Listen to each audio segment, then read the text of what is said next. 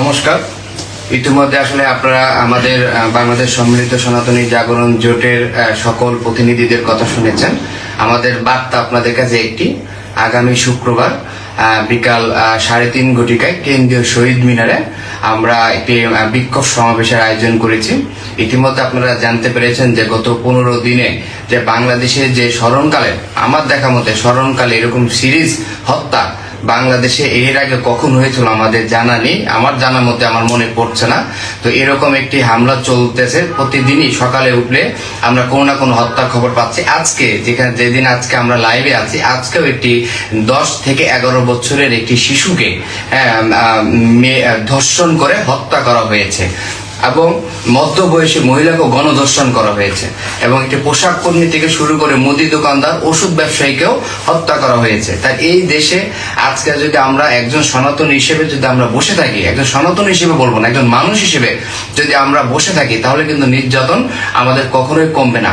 এবং এটি এখন পরিষ্কার যে হিন্দুদেরকে যে টার্গেট করে যে একটি ক্লিন করা হচ্ছে, এটি অত্যন্ত পরিষ্কার। এবং এলাকায় যে নীরব চাঁদাবাজি চলছে হিন্দু ব্যবসায়ীদের টার্গেট করে এবং অত্যন্ত নিম্ন শ্রেণীর ব্যবসা থেকে শুরু করে উচ্চবিত্ত ব্যবসায়ী পর্যন্ত সবাইকে টার্গেট করে এগুলো কিন্তু করা হচ্ছে। তো এখন আমরা ডাক দেওয়ারও এখন কেউ নেই মাঠে।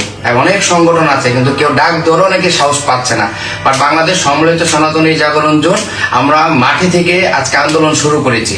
আমরা যখনই দেখেছি 9 তারিখের পর থেকে যখনই দেখেছি যে বাংলাদেশের সনাতনীদের অস্তিত্ব সংকট, তখনই আমরা আপনাদের নিয়ে মাঠে নেমে আমরা সনাতনীদের পাশে থাকার চেষ্টা করেছি। আমাদের শক্তি আপনারা, কারণ আমাদের এরকম হাই প্রোফাইল ওরকম কোনো কিছু নাই। আপনারা ছিলেন বলে আজকে সম্মিলিত সনাতনী জাগরণ জোট অল্প সময়ে বাংলাদেশে একটি আস্থার জায়গা তৈরি করতে পেরেছে।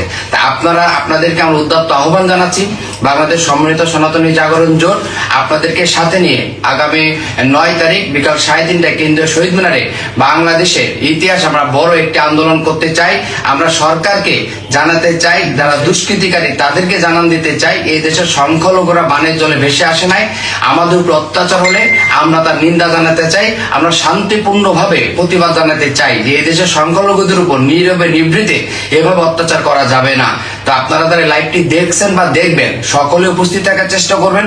যদি কেউ নাও পারেন, একজন সনাতনী হিসেবে, একজন মানুষ হিসেবে আপনার দায়িত্ব থাকবে আগামী শুক্রবার 9 তারিখ বিকাল 3:30 মিনিটে কেন্দ্রীয় শহীদ মিনারে আপনার জায়গা থেকে প্রচার করে দেওয়া যে আপনি আসতে না পারলেও, আপনি ঢাকার বাইরে থাকলে আপনার বন্ধু বান্ধব, আত্মীয় স্বজন যারা ঢাকায় থাকবে, ঢাকার আশেপাশে আছে, তাদেরকে এই তথ্যটি দিয়ে দিন।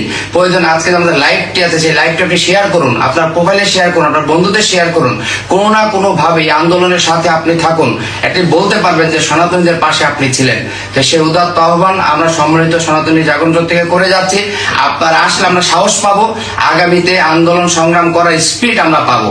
তা আবার আপনাদের আহ্বান জানাচ্ছি, আপনারা আসুন, আমরা একসাথে ঐক্যবদ্ধভাবে অস্তিত্ব সংকটের লড়াই আমরা একসাথে দুষ্কৃতিকারীদের বিরুদ্ধে আমরা একসাথে কাজ করব। ধন্যবাদ সবাইকে, নমস্কার। এই মুহূর্তে আমাদের মাঝে কথা বলবেন বাংলাদেশ সম্মিলিত সনাতনী জাগরণ জোটের